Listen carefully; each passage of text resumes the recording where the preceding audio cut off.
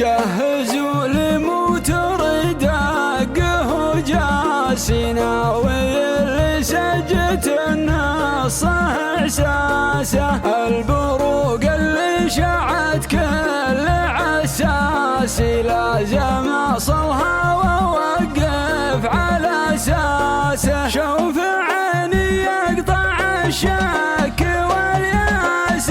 التجارب